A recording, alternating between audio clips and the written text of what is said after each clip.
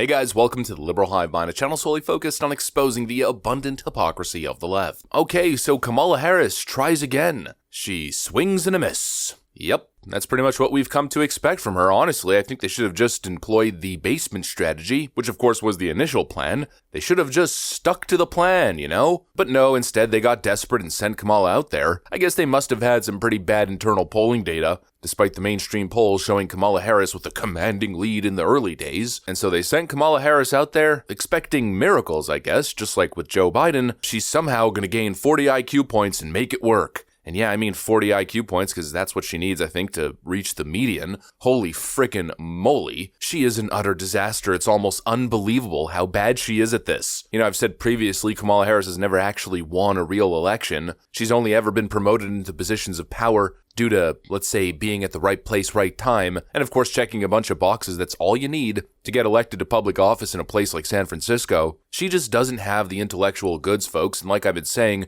every single time she opens her mouth, she loses voters. It's disaster town, and that's exactly what happened here. She needed this last big moment. This was her final statement. It was her last moment, her closing remarks, the last chance that she was going to get to convince voters to head to the polls and vote for her. And so she goes and does a CNN town hall. And honestly, in the end, I think it was less of a town hall and more of a hour-long Trump campaign ad. I mean, this was the worst thing I think I've ever seen in terms of public performances from any politician ever. And that's saying something considering Joe Biden set the bar so frickin' low. Let's have a conversation about it. We got some stuff to get into, so let's roll the tape. All right, folks, so even CNN's Anderson Cooper just couldn't carry Kamala Harris. He couldn't do it. Despite the softballs and the soft treatment, this was brutal. And let's first start off with the most brutal parts, where Kamala Harris had to engage with some audience members, answer some questions. Is there something you can point to in your life, political life or in your life in the last 4 years, that you think is a mistake that you have learned from?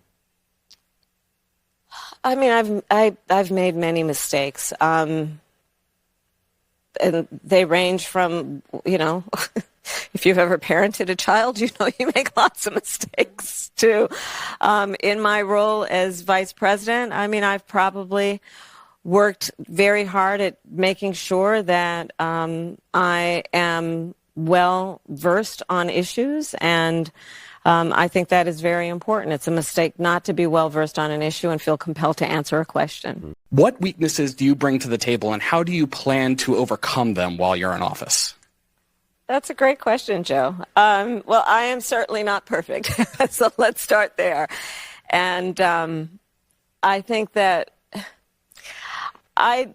perhaps a weakness, some would say, but I actually think it's a strength, is I really do value having a team of very smart people around me who bring to my decision-making process different perspectives.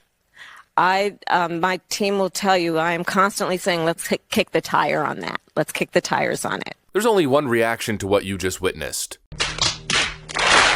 And you notice that I'm playing that clip a whole lot more than usual. I mean, usually every now and then I'll find a moment to insert the facepalm meme, but with Kamala's campaign here, it feels almost like every single day we've done the collective facepalm thing. And I think this might have been the best moment to use it. You know, people are searching for a little bit of humility, a little bit of honesty. Kamala Harris, what's a bad trait, or what's, you know, a negative trait that you have? And for her, a negative trait is, I like to surround myself with incredible, diverse people, highly intelligent, capable team members. That's not what he asked you. She said, my worst trait is actually a good one. You might perceive it as a bad one, but it's a good one. And then she goes to basically say that she's an incredible leader. My bad trait is that I'm an incredible leader and I have an amazing eye for talent. What the frig is that? Holy moly. Then when asked, have you made any mistakes? Her response was equally as dumb, frankly. I mean, again, people are looking for some humility, but she just can't do it. She's such a politician. She's such an egomaniac that she doesn't possess the ability to say, I was wrong, or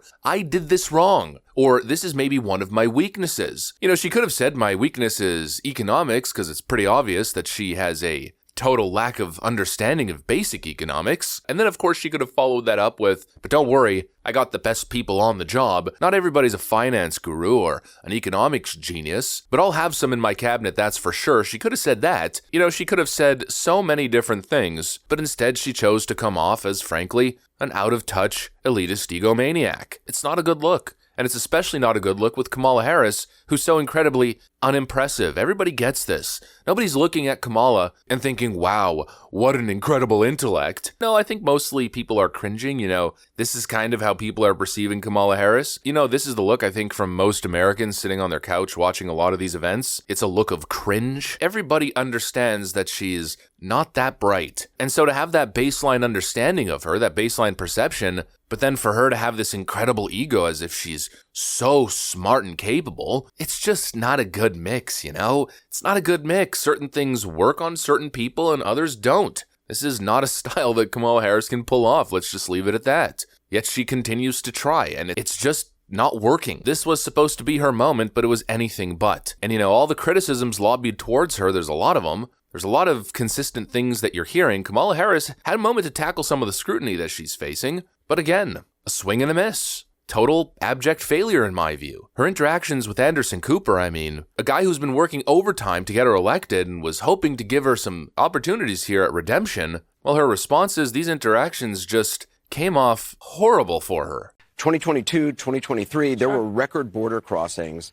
Your administration took hundreds of executive actions. It didn't stem the flow. Numbers kept going up.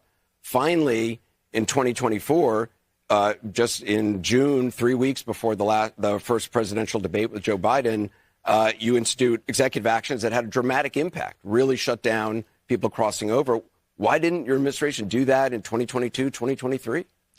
First of all, you're exactly right, Anderson. And as of today, we have cut the flow of immigration by over half. In fact, the numbers I saw most recently, illegal immigration. But if it was that easy with that finish. executive action, why not do it in 2022, 2023? Because we were working with Congress and hoping that actually we could have a long-term fix to the problem instead of a short-term fix. You couldn't have done one and both at the same time? Well, here's the thing. We have to understand that ultimately this problem is going to be fixed through congressional action. Under Donald Trump, you criticized the wall more than 50 times. You called it stupid, useless, and a medieval vanity project. Is a border wall stupid? Well, let's talk about Donald Trump and that border wall. So remember, Donald Trump said Mexico would pay for it? Come on, they didn't. How much of that wall did he build? I think the last number I saw was about 2%. And then when it came time for him to do a photo op, you know where he did it? In the part of the wall that President Obama built. But you're agreeing to a bill that would earmark $650 million to continue building that wall. I pledge that I am going to bring forward that bipartisan bill to further strengthen and secure our border. Yes, I am. And I'm going to work across the aisle to pass a comprehensive bill that deals with a broken immigration system. I think Jackson's question, part of it was to acknowledge that America has always had migration, but there needs to be a legal process for it. People have to earn it.